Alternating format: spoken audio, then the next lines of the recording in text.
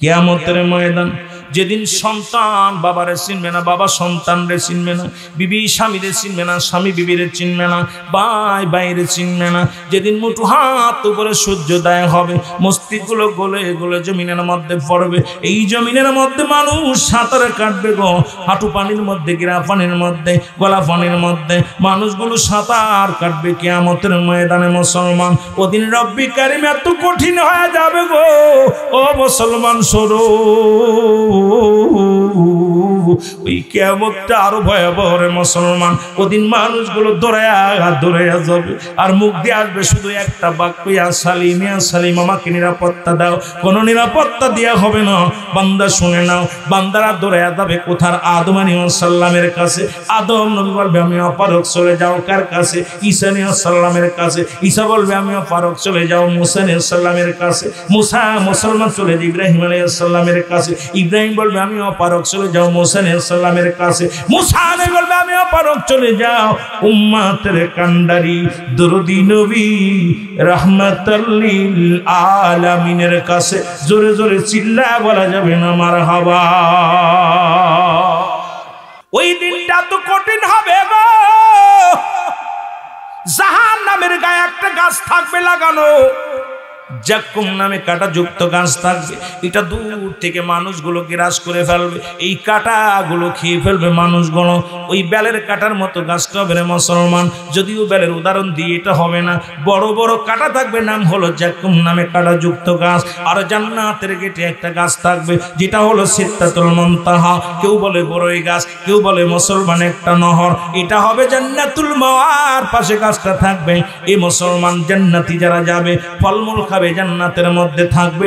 জাহান্নামে যারা যাবে আর ওদিন জাহান্নাম ভয়ে পালাবে। জাহান্নামের মধ্যে এত পরিমাণ মানুষ ঢুকাইবে, জাহান্নাম পালাবে আর বলবে আমার আল্লাহ বলবে জাহান্নাম রে কোথায় যাও?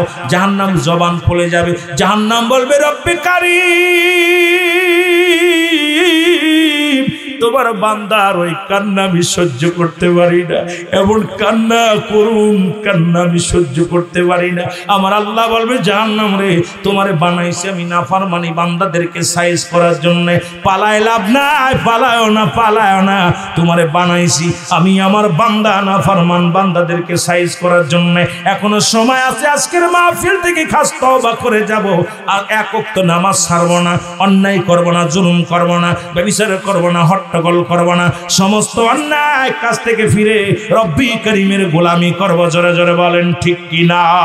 এই মুসলমান কিয়ামতের আগে 70টা আলামত হবে, তার ভিতরে মুসলমান সব পেরে অধিকাংশ আলামত হয়ে গেছে, বাকি আছে মাত্র 10টা আলামত। এই বড় বড় আলামতের আগে মুসলমান এই কিয়ামত নিয়ে আলোচনা করলে অনেক সময় লাগবে। তার মধ্যে 1 নাম্বার আসবে মুসলমান ইমাম মেহেদী আলাইহিস সালাম।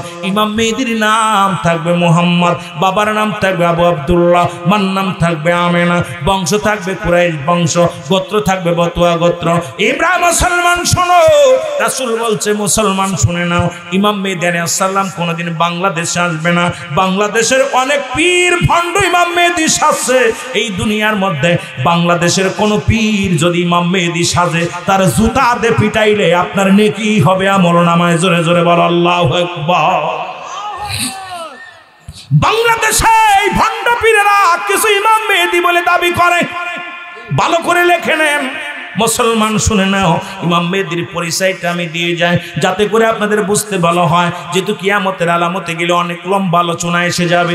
এখন 10টা আলামত নিয়ে যদি আলোচনা করি ও মুসলমান শুনে নাও, লম্বা চওড়া আলোচনা হয়ে যাবে। কিয়ামতের আগের কিছু আলোচনা করে যায়। ইমাম মেহেদী আলাইহিস সালাম যখন মক্কা মদিনা, ওই মক্কা নগরে এত পরিমাণ জিনা ব্যভিচার হবে গো, জুয়া খেলা শুরু হবে, মদ জুয়া নারী, এটা হবে তাদের ওই আমে জাইলাতের মতো শুরু হয়ে যাবে, অন্ধকার নেমে আসবে। তো এই জামানায় ইমাম মেহেদী আলাইহিস সালাম আগমন করবে। রাসূল বলছে ইমাম মেহেদীর চেহারা হবে কি হবে? মুসলমান শ্যামলা বর্ণ হবে, মুসলমান মানুষ হবে মাঝারি বর্ণ, এবং তার গঠন হবে কি শোনো, তার মাথার চুলগুলো থাকবে কোকড়ানো মোকড়ানো, কানের ভিতরে থাকবে লম্বা লম্বা পশম, বুড়ুটা থাকবে জোড়া বুড়ু, এই বুড়ুর মধ্যে কোনো ফাঁকা থাকবে না। ইমাম মেহেদী আলাইহিস সালামের সিনাটা থাকবে সিংহ পুরুষের মতো, ইমাম মেহেদী আলাইহিস সালাম যখন রাস্তা দিয়ে চলবে এমন নমনীয় থাকবে। সবচেয়ে বড় পরিচয় ইমাম মেহেদী আলাইহিস সালাম থাকবে তুতলা, যখন কথা বলতে যাবে বেঁধে যাবে আর ওই বুরতের মধ্যে জোরে জোরে থাবা লাগাইবে। এটা হলো সবচেয়ে বড় পরিচয়। ইমাম মেহেদী আলাইহিস সালাম যখন মক্কা থেকে মদিনার দিকে রওনা হয়ে যাবে, হক্কানি আলেম উলামার সঙ্গে দেখা হয়ে যাবে, তখন সবাই বলবে আপনি ইমাম মেহেদী আলাইহিস সালাম। ইমাম মেহেদী বলবে না, আমার নাম মুহাম্মদ। কয় না, আপনার নাম ইমাম মেহেদী আলাইহিস সালাম। উপর থেকে একটা আওয়াজ আসবে, হাজা খলিফাতুন ফিল আরদ। এই আওয়াজটা এত জোরে আসবে, আওয়াজটা হক্কানি আলেম উলামা শুনতে পাবে। সবাই বলবে এখন এই ইমাম মেহেদী আলাইহিস সালাম, এই বাণীটা কে শুনাইল রে? তখন ইমাম মেহেদী আলাইহিস সালাম বলবে, হ্যাঁ আপনারা যা বলেছেন আমি সেই, আমি হলাম ইমাম মেহেদী আলাইহিস সালাম। জোরে বলেন মারহাবা। এরা ঘুষখোরের দলেরা, সুদখোরের দলেরা শোন, নবী বললেন আমি জাহান্নামে দেখতে গেলাম, দেখা আসলাম। আম্মা জান আয়েশা সিদ্দিকাকে ডাক দিয়ে বলে, আয়েশা রে,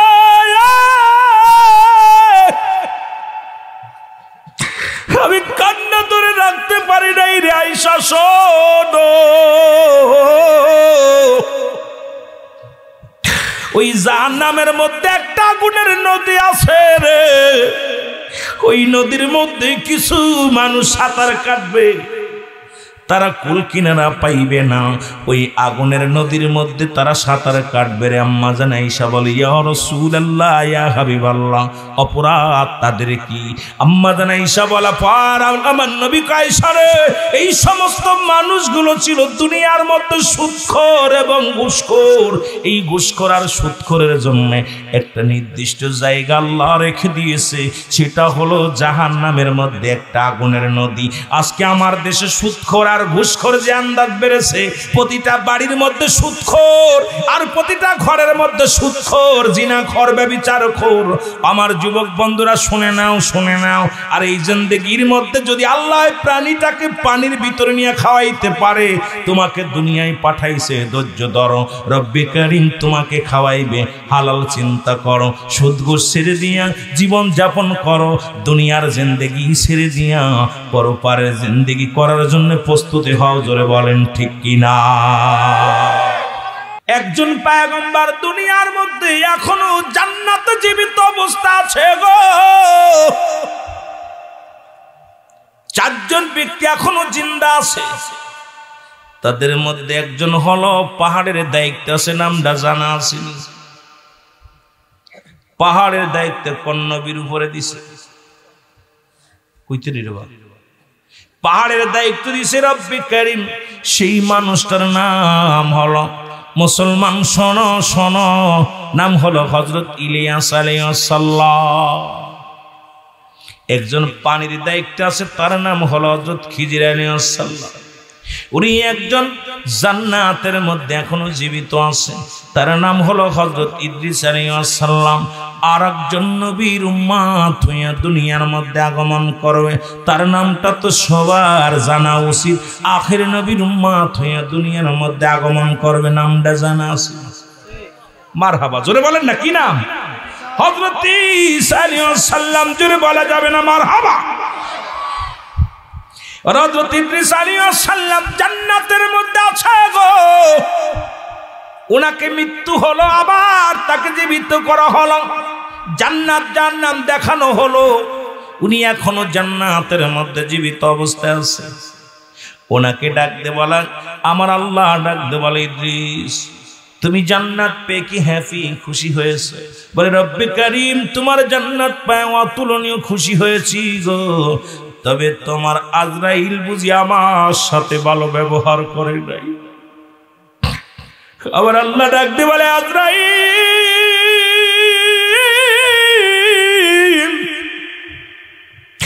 আবার ইদ্রিসের জানটা কেমনে বাইর করেছো বলো গো? আজরাইল কয়, রব্বে কারীম ওই মায়ের বুকে দুধ খাইতে খাইতে সন্তান যেমনি ঘুমায় যায়, তোমার নবীর জানটা তেমনি বাইর করেছে। যাও তুমি আমার নবীর কাছে যাও। নবী মুসলমান শোনো, সালাম দা, আসসালামু আলাইকুম। মুসলমান শোনো, ওয়ালাইকুম আসসালাম আজরাইল, আগে বলো আমার রূহটা তুমি কেমনে বাইর করলা?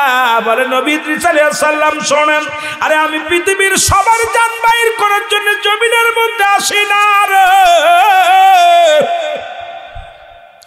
একমাত্র ইমানদারের রূহটা বাইর করার জন্য জমিনের মধ্যে আসি। আমি এত বড় দানব, আমার ডান দিকে মাথা, ডান দিকে চোখ, বাম দিকে চোখ, সামনে চোখ, পিছনে চোখ, উপরে চোখ, নিচেই চোখ। আমি আজরাইল এত বড় দানব, সারা পৃথিবীর পানি যদি আমার মাথায় ঢেলে দেওয়া হয়, আমি আজরাইলের গাবে একটু পানি জমিনের মধ্যে পড়বে না, কারণ জমিনের মধ্যে থাকে আমার পাক, মাথা থাকে মুসলমান আসমানে। আমি এত বড় দানব। এ আল্লাহর নবী, আমি সবার জানটা বাইর করার জন্য জমিনে আসি না। ইদ্রিস আলাইহিস সালাম বলে, আজরাইল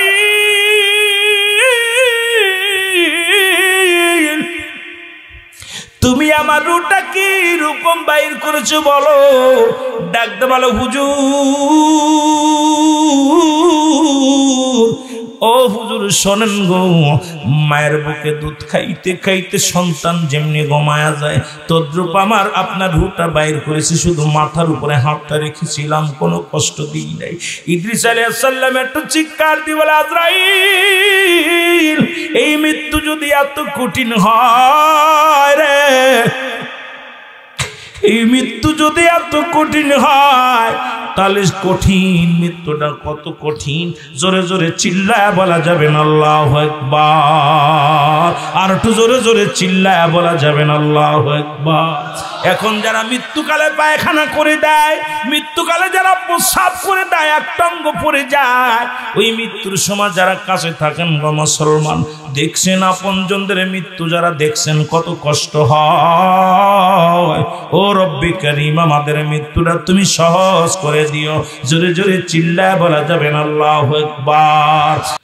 ওই কমত্তর ভিতরে পড়ে থাকলে সময় চলে যাবে গো। ও যুবক বন্ধুরা শোনো, ওই চারজন ব্যক্তি প্রতাপশালী বাদশার কথা বলতে যাইয়া মনে আসে, আমি কিন্তু ভুলিনি, আপনারা ভুলে গেল। তারাও মরণ মৃত্যুর পেয়ালা পান করা লাগছে, কবরের ভিতরে ফিরায় ঢুকে যাচ্ছিলাম রে বাবা। এদের মধ্যে এক নাম্বার হলো বাদশা, কি নাম? সুলাইমান পয়গম্বর। আর এই পয়গম্বরের কথা বলতে যা পিছনে চলে গেছিলাম একটু। 2 নাম্বার হলো বাদশা জুলকারনাইন। আল্লাহ তাকে পৃথিবীর মধ্যে এত লম্বা বানিয়েছিল, তার বডি খানা ছিল 48 হাত লম্বা। কত হাত? কথা বলেন না। আপনাদের নবীনগর আসেনি? মনে হয় থাকলে থাকতে পারে। 2 হাত 3 হাত মানুষ, তাই আরে মস্তানি, যদি একটু দেখতে শুনতে লম্বা হয়, ছোট মানুষটার মাটুস মনে করে না। লম্বা ছিল 48 হাত লম্বা। বাদশা জুলকারনাইন আল্লাহ একটা মুজিজার ঘোড়া দান করেছিল, যে ঘোড়াটা একটা কদম ফেললে 12,000 মাইল অতিক্রম করত। সুতরাং বাংলাদেশে এই ঘোড়ার পা রাখা লাগতো না। এক পা ফেলাইবে পাকিস্তান, আর একটা ভারতে, বাংলাদেশ থাকবে তার পেটের মধ্যে পড়ে, কারণ বাংলাদেশটা 12,000 মাইল হইব না। জোরে বলেন ঠিক কিনা? লম্বা হলো 48 হাত, হায়াত হলো 1600 বছর। কত বছর? জোরে বলেন না, কত বছর? 1600 বছর হায়াত আল্লাহ তারে দান করেছিল। এই লোকটা মৃত্যুর আগে একটা কাগজের মধ্যে লিখে দিলেন, উজিরে শোন, আমি যেদিন মারা যাব এই সাইনবোর্ডটা আমার কবরের পাশে লাগায় দিবি। মক্কা মদিনায় যারা হজ করতে গেছেন, মক্কা মদিনা থেকে উত্তর দিকে একটা মহকাম আছে, আলেকজান্দ্রিয়া সিটি শহর বলা হয়। এই শহরের মধ্যে বাদশা জুলকারনাইনকে শোয়ায় রাখা হয়েছে, যিনি মুসলমান। পৃথিবীর মধ্যে আজিদ মজুদ নামে 2টি যে প্রাণীগুলো আছে, তামা 10টা গুলাই চারিদিকে বন্টন করিয়া বিশাল প্রাচীর বানায় যাদের বন্দি করে রেখেছেন মুসলমান। ভালো করে শুনুন, অনেক লম্বা আলোচনা, এক একজনের কথা বলতে গেলে চলে আসে, বলা সম্ভব নয়, তবু একটু টাচতে যায় এই জন্য, বোঝার জন্য। এই লোকটা 1600 বছর হায়াত পেয়েছে। কত বছর? 1600 বছর। এরপরে উনি লিখে গেলেন, দুনিয়ার মানুষ, আমার মতো কেউ ভুল করো না, দুনিয়ার জিন্দেগি সামান্য, আমি যে ভুল করেছি তোমরা সেই ভুল করো না, এই জীবনটা তোমরা রব্বে কারিমের ইবাদত বন্দেগীর মধ্যে কাটিয়ে দাও। জোরে বলেন মারহাবা। আমার ভাইরা, আমার কাফেরদের মধ্যে দুজন, একজনের নাম হলো ফিরাউন বা নমরুদ। যেহেতু ফিরাউন বললে বোঝায় মিশরের যিনি অধিবাসী হয়, মিশরের যিনি শাসক হয়, ওকেই তো ফিরাউন উপাধি দেওয়া হয়। ওই লোকটার মূল নাম ছিল নমরুদ। আল্লাহ তাকে দুনিয়ার মধ্যে অনেক ধন সম্পদ, টাকা পয়সা দান করেছিল, তাম পৃথিবীর শাসক বানিয়ে দিয়েছিল। তারপরও দুনিয়ার মধ্যে খোদা দাবি করেছিল। এই কপাল পোড়ার মরণ হয়েছে না বেঁচে আছে? কথা কন, মরছে না বেঁচে আছে? আর একজন ছিল বাদশা বাজন বক্তানসর, ইনাকেও আল্লাহ দুনিয়ার মধ্যে বিশাল ধন সম্পদের মালিক বানিয়ে দিয়েছিল। তারপর আল্লাহর সঙ্গে নাফরমানি করেছে। পৃথিবীর মধ্যে মুসলমানদের মধ্যে দুজন, কাফেরদের মধ্যে দুজন, রব্বে কারিম পৃথিবীর শাসক, বড় শাসক বানিয়ে দিয়েছিল। যারা দেখি আমাকে ভুলে যায় কিনা, আমার প্রতি নাফরমানি করে কিনা, আমার প্রতি গোলামি করে কিনা, এগুলো বোঝানোর জন্য রব্বে কারিম এদেরকে দুনিয়ার মধ্যে পাঠাইল। তারা নাফরমানি করে চলে গেল। ও বান্দা, আজকে ইব্রাহিমপুরের জমিনে আল্লাহ ধন সম্পদ দিছে, টাকা দিছে, বাড়ি দিছে, সব দিছে, তারপরও নাফরমানি করো বান্দা। জোরে জোরে বলেন ঠিক কিনা? 2 নাম্বার বিপদ হলো মানুষের কবর।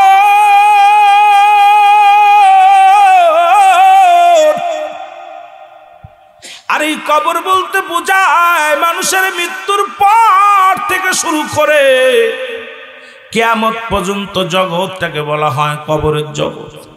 বাবারে, আমরা মনে করি বাড়ির আশেপাশে ওই যে গোরস্থান, ওটাই বুঝি 3.5 হাত গর্ত করে রাখছে, ওটাই কবর। কবর বলতে আমরা যা বুঝাই, শোনো শোনো গো, যারা আগুনে পুড়ে মরে গেল তাদের কবর কোথায়? যাদের হাঙ্গর কুমিরে খাইলো তাদের কবর কোথায়? যাদের ভাগ বল্লকে খাইলো তাদের কবর কোথায়?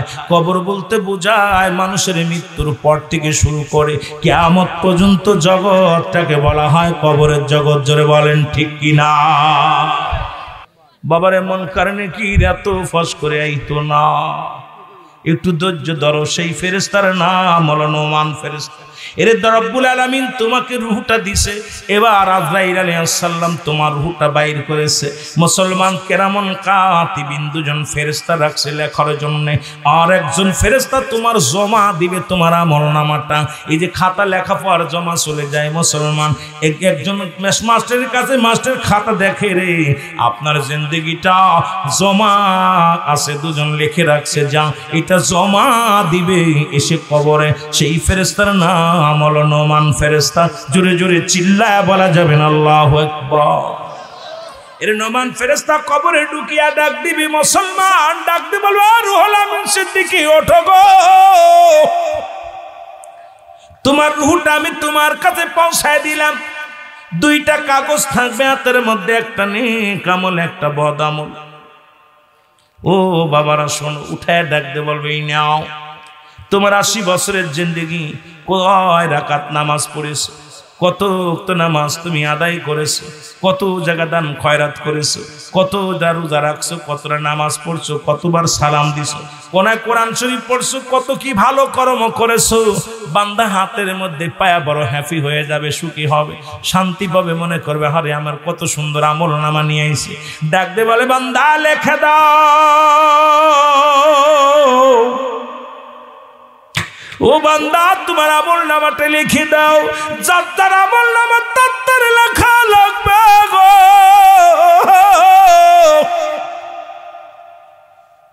ওই কবরের ভিতরে তোমার টিপসই চলবে না, আমি লিখতে পারি না বলা যাবে না। ও মুসলমান শোনো, যার যার আমল নামাটা তার লেখা লাগবে। ডাক দিয়ে বলবে বান্দা তুমি লিখে দাও। বলে আমি লিখবো কেমনে, আমার কাছে তো কোনো কলম নাই, আমি লিখবো কেমনে? বলে বান্দা কলম হলো তোমার শাহাদাত আঙ্গুল মোবারক, তোমার হাতের মধ্যে একটা নখ আছে রে বান্দা, এটার বড় দাম। এটা হলো মুমিনের কলম, ইমানদারের কলম।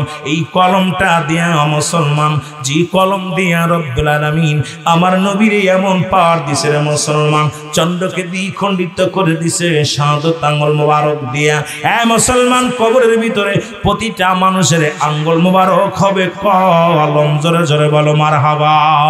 আমি যুবকদের পায়ে ধরে বলে যাই, যুবক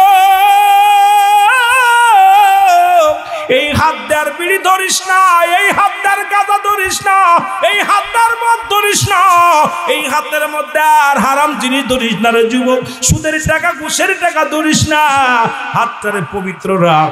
এই হাতের আঙ্গুল মোবারক হবে তোর কলম। জোরে জোরে বলো মারহাবা।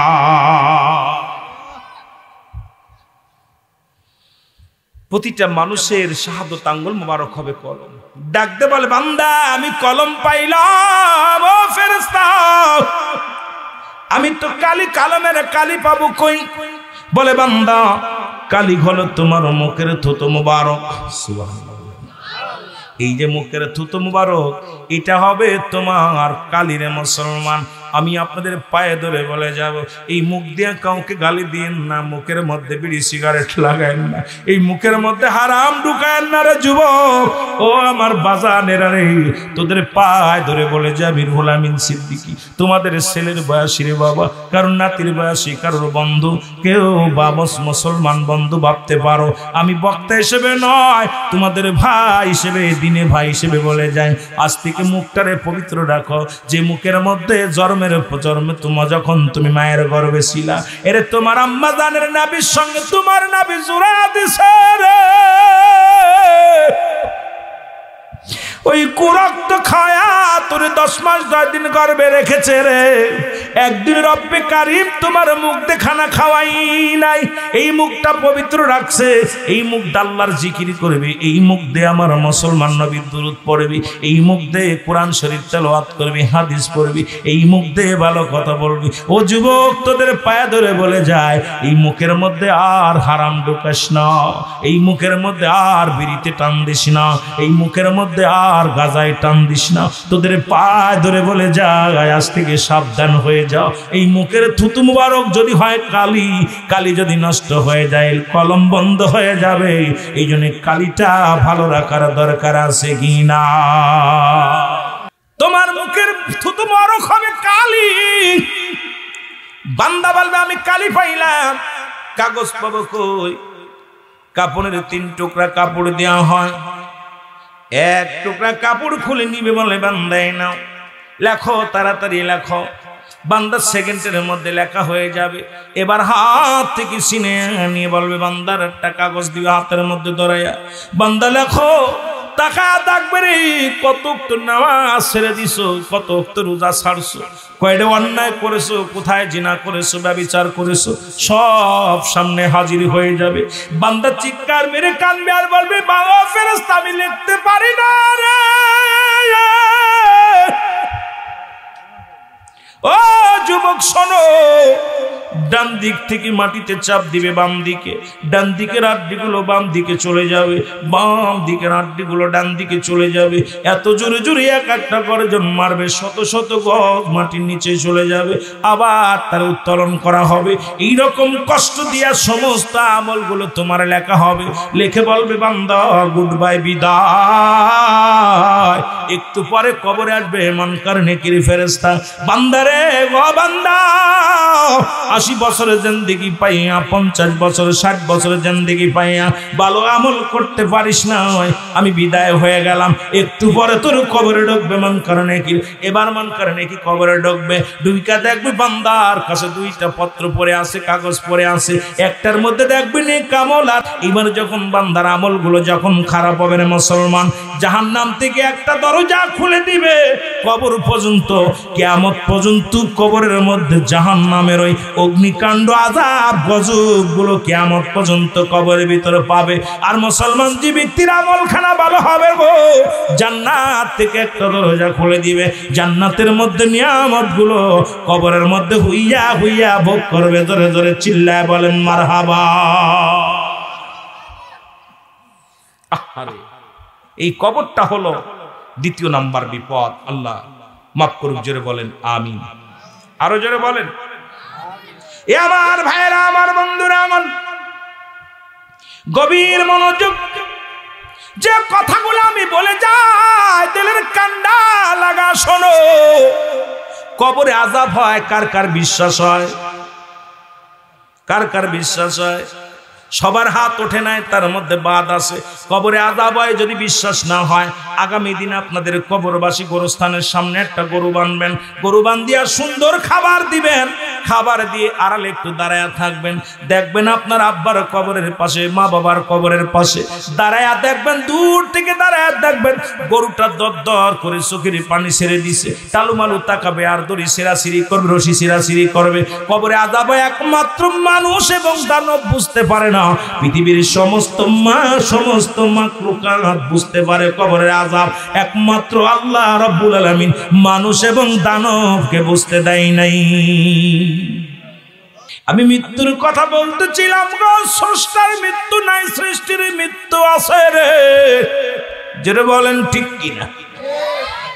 স্রষ্টার মৃত্যু নাই, সৃষ্টির মৃত্যু আছে। ফিরাউন, নমরুদ, কারণ যারা খোদাই দাবি করেছিল পৃথিবীর মধ্যে নাই, তারা বিদায় হয়ে গেছে। পৃথিবীর মধ্যে 4 জন প্রতাপশালী বাদশা ছিল, তারাও বিদায় হয়ে গেছে। মুসলমানদের মধ্যে 2 জন আল্লাহ সারা পৃথিবীর খলিফা বানানো হলো, সারা পৃথিবীর শাসক তাদের বানাই দেওয়া হলো। মুসলমানদের মধ্যে একজনের নাম হলো নবী সুলাইমান। ও যুবকেরা, দিলের কান্ডা লাগা শোনো গো, আল্লাহ তাকে একটা মুজিজার চেয়ার দান করেছিল, যার মধ্যে বসিয়া যখন যাইতে বলতো, মুসলমান পেট্রোল লাগতো না, হাওয়া লাগতো না, ডিজেল লাগতো না, সারা পৃথিবী ঘুরিয়া ঘুরিয়া দেখত এই ক্ষমতার মালিক কে গো। এ মুসলমান শুনে নাও, সুলাইমান পয়গম্বর, যুবক শোনো গো, উনি একদিন এই চেয়ার দিয়া ঘুরিয়া একটা সাগরের পাশে দাঁড়াইলো। ওই সাগরের পাশে দাঁড়াইয়া দেখে একটা ব্যাঙ। জোরে বললাম ওয়াজ তো আবার কোন দিকে চলে যায়, বড় বিপদ। মৃত্যুর ওয়াজ করতে যাইয়া হঠাৎ করে চলে যাচ্ছি কোন দিকে রে বাবা, এত ওয়াজ বেড়ে গেলে তো বিপদ। সুলাইমান পয়গম্বর দাঁড়ায় আছে গো, দেখে একটা মুসলমান, শুনে নাও কি। সুলাইমান পয়গম্বর দেখে একটা পিপিলিকা, এই পিপিলিকাটা একটা মুখের মধ্যে একটা দানা নিয়ে, শস্য নিয়ে গুটি গুটি পায়ে সাগরের দিকে রওনা হয়ে গেছে। পয়গম্বর সুলাইমান চিন্তা করে, হারে মনে হয় পিপাসায় কাতর হয়েছে পিপিলিকাটা, এর পানি খাইতে যায় সাগরে। আরে কি পাগল পোকাটা, কারণ সাগরের ঢেউ একবারে চলে যাবে ভেসে। তবু দাঁড়ায় দাঁড়ায় দেখতে লাগলেন, সাগরের কন্যারে যায় পিপিলিকা দাঁড়াইলেন, সাগর থেকে একটা ব্যাঙ উঠলেন। এবার হা করে মুসলমান হা করলেন, সঙ্গে সঙ্গে পিপিলিকাটা তার গালের মধ্যে ঢুকে গেল, ব্যাঙটা সাগরের মধ্যে ডুব দিল। সুলাইমান পয়গম্বর বড় আশ্চর্য হয়ে দেখতে লাগলো, আল্লাহ এ কি দেখাইলা, কেন সাগরে পানি খাইতে আসলো? মনে হয় ওই পিপিলিকাটা। ব্যাঙ সাগরে কই থেকে আসলো? ব্যাঙটা তাকে খেয়ে ফেললো রে আল্লাহ। দাঁড়ায় রইলেন, দেখা যাক কি হয়। হঠাৎ দেখে ব্যাঙটা আবার পানির ভিতর থেকে উঠছে, উঠিয়া যখন হা করলেন, এবার পিপিলিকাটা গালের ভিতর থেকে বাইর হয়ে আসলো। গুটি গুটি পায়ে যখন হাঁটতে লাগলেন, সুলাইমান পয়গম্বর দেখে মুখের মধ্যে কোনো আহার নাই, সেই দানাটা নাই, কি শস্যটা নাই। ডাক দিয়ে বলে, পিপিলিকা দাঁড়াও। পিপিলিকা ডাক দিয়া বলে, হুজুর, পয়গম্বর নবী সুলাইমান আপনি আমাকে ডাকছেন? বলে হ্যাঁ তোমারে ডাকছি, শোনো। কই তবে তোমার মুখের মধ্যে একটা শস্যা দেখলাম, গুটি গুটি পায়ে হেঁটে আসলে, এখন সাগরের মধ্য থেকে একটা ব্যাঙ উঠলো, তোমাকে হাঁ করে খেয়ে ফেললো। আমি মনে করেছি খেয়ে ফেললো, আবার তোমারে দেখলাম ছেড়ে দিয়ে গেল, কারণটা কি? বিবিলেকা ডাক দেখায় পয়গম্বর সুলাইমান, এর তামাম পৃথিবীর মালিক হলো আমার রব্বে কারিম। ওই সাগরের মধ্যে একটা পাথরের মধ্যে আটকা পড়ে গেছে একটা প্রাণী, ওই প্রাণীটাকে খাওয়ানোর জন্যে রব্বুল আলামিন আমাকে এবং ব্যাংকে দায়িত্ব দিছে রে। ব্যাং সাগরের ভিতরে তো আমি পিপিলিকা তো সাগরের পানির নিচে যাইতে পারি না, সারাদিন ভরে মাঠ থেকে শস্য দানা তুলে আনি, এটা মুখ দিয়ে তুলে আনি আর এই সাগরের পাশে দাঁড়ায়, আর ওই ব্যাংটা উপর থেকে উঠে এসে পানির ভিতরে থেকে উঠে এসে আমাকে নিয়ে যায়, আবার ওনাকে খাওয়ায়া ওই পিপিলি ওই পশুটাকে খাওয়ায়া চলে আসে। ওরে সুলাইমান পয়গম্বর ডাক দে কয় রব্বে কারিম, সাগরের মধ্যে একটা প্রাণী তাকেও তুমি খাওয়াও। আমার আল্লাহ কয় পয়গম্বর সুলাইমান, সমস্ত মাখলুকার খাওয়ানোর দায়িত্ব আমি রব্বে কারিমের, যেখানে যে হালাত আছে সব প্রাণীকে আমি বাঁচাই, আমি খাওয়াই, সব কিছুর মালিক হলো আমি। দুনিয়ার মুসলমান শুনে নাও, এরে বলতেছিলাম পৃথিবীর মধ্যে আসার একটা সিরিয়াল আছে যার কোন সিরিয়াল নাই রে।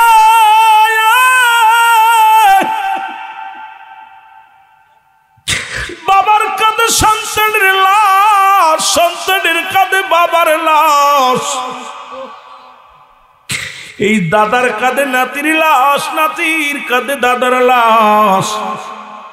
এই লাশ বহনকারী ব্যক্তি জানে সন্তানের লাশ কত ভারী। আজকে কবর গোরস্থানের বাসীদের জন্য দুয়ার মাহফিল, কে বা কার জন্য কান্দে। তিনটা জিনিস কাজে লাগে, নাম্বার 1 হলো নেকামল, নাম্বার 2 সদকায়ে জারিয়া, নাম্বার 3 নেককার সন্তান। আজকে এমন সন্তান রেখে গেছি, আমি মনে করি এলাকাবাসী বড় ধন্য। এলাকার সুসন্তান আজকে যুব সমাজ তারা কমিটি করে গ্রামবাসীদের জন্য দোয়ার আয়োজন করেছে, কে বা কার জন্য কান্দে। আজকে কবরবাসীর আত্মার মাগফিরাত কামনাতে যুব সমাজ একত্রিত হইয়া জান্নাতের বাগান সাজাইল। আল্লাহ এই মহল্লায় যত কবরবাসী শুয়ে আছে আল্লাহ সবার কবরে আযাব তুমি মাফ করে দিও আল্লাহ। যে সন্তান তার বাবার লাশটা কবরে শোয়া দিছে, যে বাবা তার সন্তানের লাশ কবরে শোয়াইছে, স্বামী তার বিবির লাশটা শোয়া দিছে, এ আল্লাহ আজকের মাহফিলের খাতিরে এলাকার যত কবরবাসী আছে সবাইরে তুমি মাফ করে দিও। জোরে জোরে চিল্লায়া বলা যাবেন আল্লাহু আকবার। আমার ভাইরা, আমার বন্ধুরা, মৃত্যুর কথা বলতে যা আমার মনে পড়ে যায় রে। আল্লামা মুফতি আমজাদ আলী সাহেব একটা কিতাব লিখলো গো, কিতাবের নাম্বার শরিয়াত। এই কিতাবের মধ্যে লিখতে যা বললেন দুনিয়ার মানুষ শুনে নাও, মানুষ যখন সাধারণ মৃত্যুবরণ করে 70টা তাজা উটের গায়ের চামড়া জবাই না করিয়া উল্টো দিকে টান দিয়া লবণ আর মরিচ লাগায় দিলে যতটুক যন্ত্রণা হয় এর চাইতে 70 গুণ যন্ত্রণা হলো একটা সাধারণ মৃত্যু। এখন যারা মরণকালে পায়খানা করে দেয়, কত মানুষের জানাজা পড়াইলাম, কত মানুষের দাফন করাইলাম রে, কত মানুষের কাফন পরাইলাম। দেখি ওই মৃত্যুর সময় মায়ের মুসলমান পায়খানা প্রস্রাব করে দিয়েছে। ওরে মুসলমান, মরণের সময় কত মানুষের চোখ দুটি বড় বড় হয়ে যায়, মরণের সময় কত মানুষের জিহ্বাটা বাইর হয়ে যায়, একটঙ্গ পড়ে যায়, তাদের কত কষ্ট হয়। মৃত্যু কত কষ্ট রে মুসলমান, এখান থেকে পালানোর কোনো পথ নাই। বাঁচার কোনো পথ নাই। দুনিয়ার সব রোগের ওষুধ বাইর হলো, এই মরণ রোগের কোনো ওষুধ নাই। মরণের পেয়ালা পান করতে হবে, এর মধ্যে কোনো সন্দেহ নাই। যারা বলেন ঠিক কিনা? এরে মুসলমান, তুমি কার জন্য তুমি সুখ খাও? কার জন্য তুমি ঘুষ খাও? কার জন্য তুমি ব্যভিচার করো? কার জন্য দুনিয়ার মানুষের সম্পদ লুইটা লাও গো? আল্লাহ কয় কুল্লু মান আলাইহা ফান। জোরে জোরে চিল্লায় বলো আল্লাহু আকবার। আল্লাহ কয় বান্দা, এই জমিনটা আমি চূর্ণ বিচ্ছিন্ন করে দিব। কুল্লু মান আলাইহা ফান, সব শেষ করে দিবে কে? জোরে বলেন কে? আরো জোরে বলেন কে? আল্লাহ কয় বান্দা, এই জমিনটা আমি রাখবো না। এই জমিনের মধ্যে যা কিছু আছে সব আমি চূর্ণ বিচ্ছিন্ন করে দিব। এই জমিনটা পুড়ে আমি তামা বানায়া দিব। কত মানুষের জমি ফাঁকি দিলাম, লাঙ্গল চষ্টে যাইয়া হাতাল ঠেলে ঠেলে জমি বাড়াইলাম, রাস্তা কেটে কেটে জমি বাড়াইলাম, কত বোনের সম্পদ ফাঁকি দিলাম। ওরে তিন শ্রেণীর মানুষের অমুসলমান শোনগ, তিন শ্রেণীর মানুষের মৃত্যুর আগে আযাব শুরু হয়ে যাবে। রব্বে কারীম দুনিয়ার মধ্যে তাদের শাস্তি দিবে তিন শ্রেণী মানুষ। তার মধ্যে এক নাম্বার হলো সতী নারীর উপরে তহমত দেওয়া। খবরদার আমার মা বোনেরা যারা আসছে আজকে শোনো, বাজানরা শোনো। হয়তো কোনো বোন রাস্তা দিয়ে চলে, আপনি মনে মনে মন্তব্য করতে পারবেন এটা বাজে মেয়ে। আমার নবীজি বলছে তিন শ্রেণী মানুষের দুনিয়ার মধ্যে মৃত্যুর আগে তাদের শাস্তি হয়ে যায় গো, কঠিন শাস্তি হয়ে যায়। তার মধ্যে এক নাম্বার, কোন নারীর উপরে তহমত দিয়া, মিথ্যে তহমত দিয়া, জিনার তহমত দিয়া বাজে মন্তব্য করা। ও মুসলমান শুনে নাও, দুই নাম্বার হলো পৃথিবীর মধ্যে ভাই বোনের সম্পদ লণ্ঠনকারী, যারা ভাই বোনের সম্পদ ফাঁকি দেয়। আজকে দুনিয়ার মধ্যে প্রায়টা বাড়ির মধ্যে দেখা যায় ভাইয়ের ভাই বোনের সম্পদ আত্মসাৎ করেছে। এই সমস্ত মানুষকে আল্লাহ প্যারালাইসিস, কঠিন রোগে, হার্ট অ্যাটাক, কিডনি পচে যাওয়া, কঠিন কঠিন আযাব আল্লাহ দুনিয়ার মধ্যে দিয়ে দেয়। ও যুবক শুনে নাও, তিন নাম্বার হলো এই দুনিয়ার মধ্যে যারা কালো জাদু করে মানুষের ক্ষতির জন্য। দেখা যায় স্বামী স্ত্রী মিলানোর জন্য কালো জাদু করে, ভাইকে ভাইয়ের সঙ্গে শত্রুতায় করার জন্য কালো জাদু করে, পরের মেয়েকে আনার জন্য কালো জাদু করে। এ মুসলমান শুনে নাও, এই জাদু বিদ্যাকারী আর এটা যারা মানে এবং করে, ও ভাই আল্লাহ তাআলা দুনিয়ার মধ্যেই গজবের মধ্যে ফেলে দিবে। জোরে বলা যাবেন আল্লাহু আকবার। যেটা বলতেছিলাম, আল্লাহ কয় বান্দা, এই পৃথিবীর মধ্যে আমি কিচ্ছু বলতে কিচ্ছু রাখবো না। এই জমিনটা আমি পুরায়া তামা বানায় দিব। কি হবে? কি হবে? যারা বলেন কি হবে? তামা বানায় দিবে। একটু মাটি জমিনের মধ্যে খুঁজে পাওয়া যাবে না, কারণ এই কত মাটি ফাঁকি দিলাম, কত জমিন মানুষের লেখা নিলাম, কত আত্মসাৎ করলাম। যে কথা বলতে যে একটু পিছনে চলে গেছিলাম রে বাবা, এই মাটিটা পুরায়া তামা বানায়া দিবে আমার আল্লাহ। আল্লাহ কয় বান্দারে, এই জমিনের মধ্যে 3 ভাগ পানি, 1 ভাগ মাটি, ওই পানিগুলো পুড়ে আমি আল্লাহ বানায়া দিব সা। একটু বুঝার দরকার বাবা, একটু বুঝলে আপনার আর দুর্নীতি করা সম্ভব না। কার জন্য ঘুষ খাও? কার জন্য সুদ খাও? কার জন্য জিনা ব্যভিচার করো? কার জন্য তুমি অন্যায় করো? একবার চিন্তা করে দেখো, এই জমিনটারে পোড়ায়া বানায় দিবে আমার আল্লাহ তামা। যে জমিনের জন্য মাথা ফাটাইলাম, ফেসবুক খুললেই দেখা যায় জমি জমা নিয়ে মারামারি করে, হট্টগোল করিয়া এক ভাই আর এক ভাইয়ের মাথায় বাড়ি মেরে মেরে ফেলতেছে। বাবাকে কেটে টুকরা টুকরা করে ফেলেছে, মাকে মারিয়া মুসলমান ফ্রিজের আগায় রাখছে। কত সন্তান তার বাবাকে মারিয়া ঘর থেকে বাইর করে দিছে, কত সন্তানের অত্যাচারে বাবা পথে পথে ভিখারি হয়ে ঘুরছে। আল্লাহ আল্লাহ, ও আমার ভাইয়েরা, আমার বন্ধুরা, আমার আমি যে কথাগুলো বলি দিলের কান্ডা লাগা শোনো।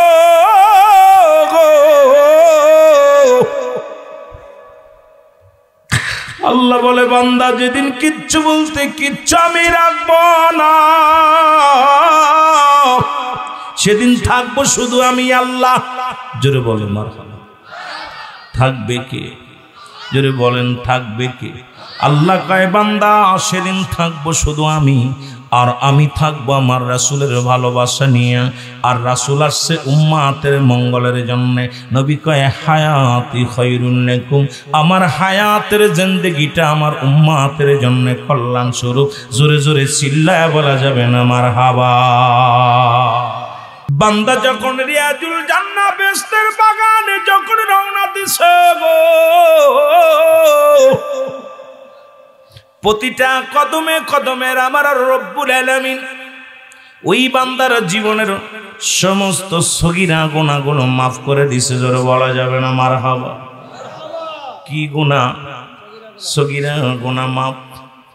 ছোট ছোট যত গুনাহ করেছেন, এই মাহফিলের ময়দানে রওনা দিছেন বাড়ি থেকে নিয়ত করে, আল্লাহ আজকে যাব ইব্রাহিমপুর, মাহফিলের ময়দানে যাব রিয়াজুল জান্নাহ বেহেশতের বাগানে।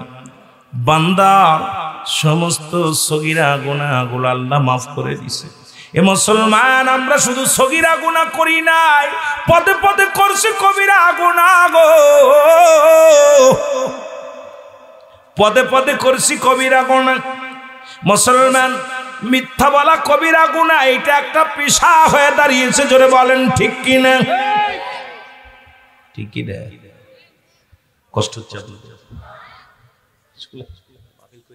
আল্লাহ। আমি আমার আগে আসলে একটু আলোচনা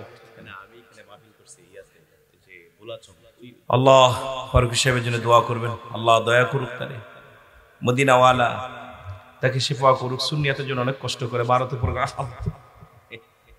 আল্লাহ দেখ আমার জন্য দোয়া চাইবেন। একটু মহব্বতের দরুদ শরীফ পড়েন। আল্লাহুম্মা আইছে সে ভাই আইছে মাওলানা মুহাম্মাদ সাইয়্যিদিনা এমন হাবিব আমার মুক্তির কারণে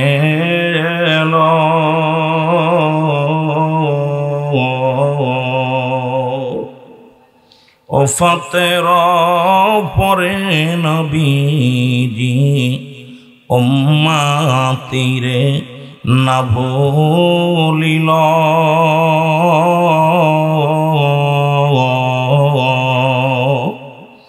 এমন হাবিব আমার মুক্তির কারণে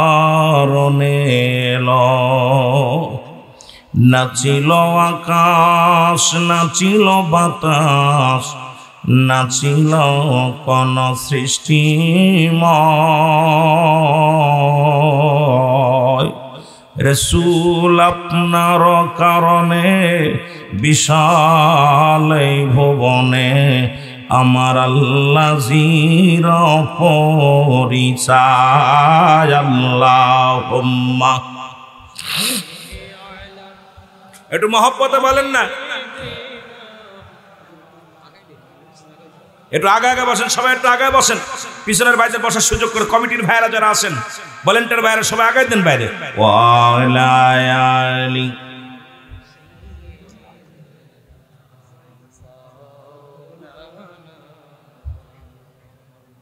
যিনি যে আসলেন জাহিদ হাসান ফারুকী সাহেব, উনি আসলেই বাংলাদেশে ভালো একজন আলেম। আমার ফোন দিছে, আমি ফোনটা ধরতে পারি নাই, কথা বলবে। উনি আমার সহকারীর কাছে ফোন দিয়ে বলছে, ভাই মাহফিলটা কোন জায়গা? আমি বলছি ইব্রাহিমপুর। পাগলটা চলে আসছে। বাংলাদেশের মধ্যে নয়, ভারতের মধ্যে উনি আলোচনা করেন। জাহিদ হাসান ফারুকী সাহেব, ওনার জন্য দোয়া করবেন। সময় ফেলে হয়তো আলোচনা দিতে পারতাম, যেহেতু মেঘনা চাইতে বৃষ্টি, ঠিক না? বক্তা একটা উপস্থিত, আর আপনাদের অনেক বক্তা আসছে, আর মাহফিল তো সন্ধ্যা থেকে শুরু করেছেন আমি দেখছি আজকে, যেহেতু আমি অনেক আগে আসছি। এটা মাহফিল বলে না, এটা সম্পূর্ণ একটা ব্যতিক্রম। একটা বক্তা কথা শুরু করছে, বক্তা অফ। এগুলো মাহফিলে দুইটা জিনিস পাওয়া যায়, একটা রহমত, একটা গজব। আল্লাহ যেন শেষ ভালো, যার সব ভালো তার, আমরা যেন শেষের রহমত নিয়ে যেতে পারি। সকল বলুন আমিন। মহব্বতের সঙ্গে দুরূদ শরীফ পড়েন আল্লাহুম্মা।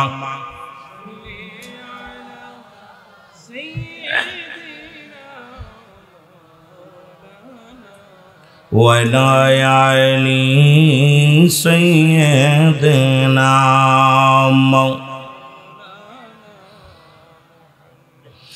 আল্লামা কুতুবী রাহমাতুল্লাহ বয়ান করে, দুনিয়ার মানুষ শোনো গো,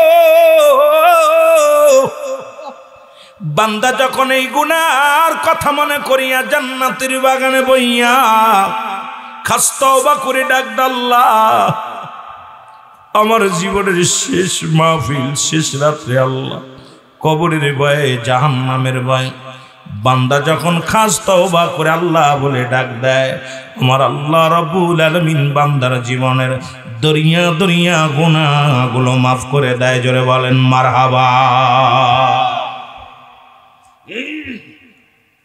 এই সুযোগ পেয়াও মারহাবা, আলহামদুলিল্লাহ, সুবহানাল্লাহ কইতে পারছেন না। জান্নাতের বাগানে নিয়ত করে আসছেন সগীরা গুনাহ মাফ, এখানে বসে আখেরি মোনাজাত করে, আখেরি মোনাজাত। আমি আগেই বলেছি কিয়ামত পর্যন্ত আর কোন নবী আসবে না, কিয়ামত পর্যন্ত তওবার দরজা খোলা। বান্দা যখন কবরের ভয়ে, জাহান্নামের ভয়ে খাস তওবা করে আল্লাহ বলে ডাক দিবে, আমার রব্বে করিম কি দয়ার সাগর, সমস্ত গুনাহগুলো দাফন করে দিবে জমিনের মধ্যে। সুবহানাল্লাহ। যত মাহফিল দিবেন ততই লাভ, যতই মাহফিলে যাবেন ততই লাভ, তবে নিয়তটা থাকা লাগবে আমি ভালো কাজের জন্য যেতেছি। আল্লাহ গুনার বোঝা নিয়ে জান্নাতের বাগানে এসেছি রে আল্লাহ, গুনার বোঝা নিয়ে যেন বাড়ি না ফিরে যায়। রব্বে কারীম আজকের মাহফিল থেকে আমাদের মাসুমের মাসুম বানায় দিও, গুনাহগুলো মাফ করে দিও। জোরে জোরে চিল্লায় বলা যাবে না আমিন। মহব্বতের সঙ্গে দুরূদ শরীফ পড়েন আল্লাহুম্মা। জোরে জোরে। মাওলানা মুহাম্মাদ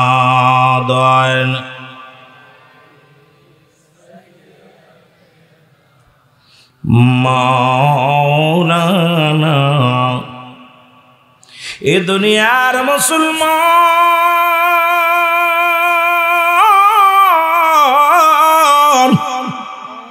মানুষের তিনটা বিপদ, নাম্বার 1 হলো মানুষের মরণ, 2 নাম্বার বিপদ হলো কবর, 3 নাম্বার বিপদ হলো কিয়ামতের ময়দান। ঠিক কিনা? কয়টা বিপদ? 3টা বিপদ। মনে করেন আরাম, মৃত্যুটা যে কত কঠিন। একবার যদি মরতে তাহলে বুঝতাম, যদি মরা পর বাঁচতাম তাহলে বুঝতে পারতাম মরণটা কত যন্ত্রণা। তবে ইমানদারের মৃত্যু কত সহজ হয় রে বাবা। যেমনি আটা গোলায়া খামির বানায়া, এই খামিরের মধ্যে যদি একটা চুল পড়ে, চুলটা যেমন টান দিয়ে যেমন নিলে আটার মধ্যে টের পাওয়া যায় না, ইমানদারের মৃত্যুটা ঠিক সেমনি হয়। আমাদের কি ইমানদার হওয়ার দরকার আছে কি না? আমার মহরণা শিবে কখন কেউ তো জানি না, আমার এই আমি চলে যাব, আমায় তোমরা ভুইলা যাইও না। আমি চলে যাব, ভুইলা যাইও না, আমার মহরণা শিবে কখন কেউ তো জানি না। আমার টাকা পয়সা দালান কোটা যাহা করেছি, সব কিছু ফেলাইয়া আজি একাই চলেছি রে আমি, সব কিছু ফেলাইয়া আজি একাই চলেছি। আমি যাবার কালে ভেবে দেখি আমার কেহ নাই, আমি যাবার কালে নাই আমার মরণ আসিবে কখন কেউ তো জানি না, আমার মরণ আসিবে। আওয়াজটাই জোর নাই, আরে আওয়াজটাই জোর নাই। সেই নবীর পক্ষে, আমি তো আমার পক্ষে থাকতে বলতেছি না। কার পক্ষে থাকবেন? জোরে বলেন কার? মদিনা যাইতে পারলাম না, মদিনা দেখতে পারলাম না, মদিনা যাইতে পারলাম না, মদিনা আমি অসহায় তাই এত দূরে রই, আমি অসহায় তাই এত দূরে রই, শুধুই সালাম জানায় বলো, শুধুই সালাম জানায় মদিনা যাইতে পারলাম না, মদিনা। সবাই বলেন মদিনা যাইতে পারলাম না, মদিনা। মদিনার নাম কত মধু,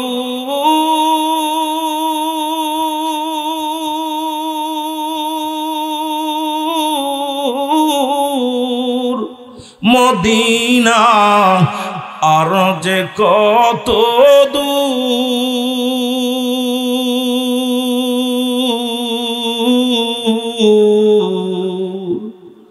মদিনা নাম কত মধু,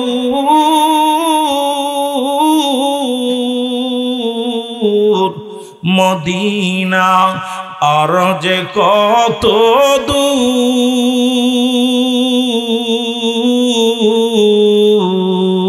আর ওই মদিনার পথের ধুলি বলো, ওই মদিনার মাখতে পারলাম না, মদিনা যাইতে পারলাম না, মদিনা। আরো জোরে বলেন মদিনা যাইতে পারলাম না, মদিনা। আমি অসহায় তাই এত দূরে রই আল্লাহ, আমি অসহায় তাই এত দূরে রই, দূর থেকে সালাম জানাই, শুধু দূর থেকে সালাম জানাই মদিনা যাইতে পারলাম না, মদিনা। আরো জোরে বলা যাবে না, মদিনা যাইতে পারলাম না, মদিনা। মদিনার নাম কত সুন্দর,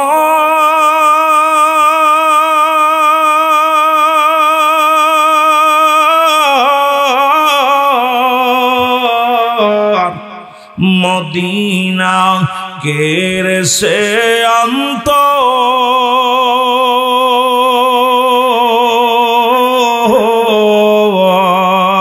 ইব্রাহিমপুরবাসীর সালাম খানি, ইব্রাহিমপুরবাসীর সালাম খানি পৌঁছাই দিও মদিনায় বলো, পৌঁছাই দিও মদিনায়, মদিনা যাইতে না, মদিনা দে। আরো জোরে বলা যাবে না, মদিনা যাইতে পারলাম না, মদিনা। আমি অসহায় তাই এত দূরে রই, আমি অসহায় তাই এত দূরে রই, শুধুই সালাম জানাই বল, শুধুই সালাম জানাই মদিনা, যাইতে পারলাম না মদিনা। মদিনার পূবাল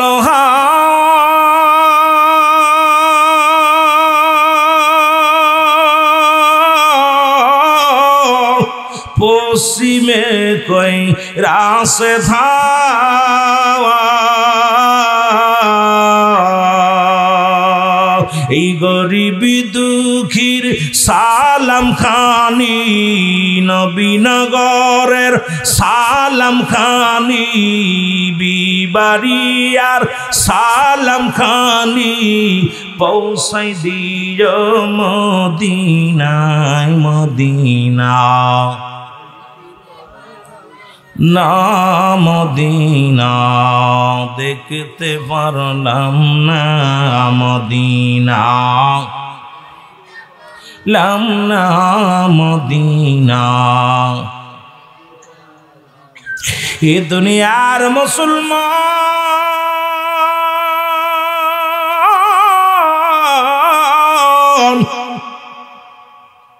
আবার মদিনা মদিনা আশিক মুমিনের ঠিকানা, বল না মদিনা মদিনা।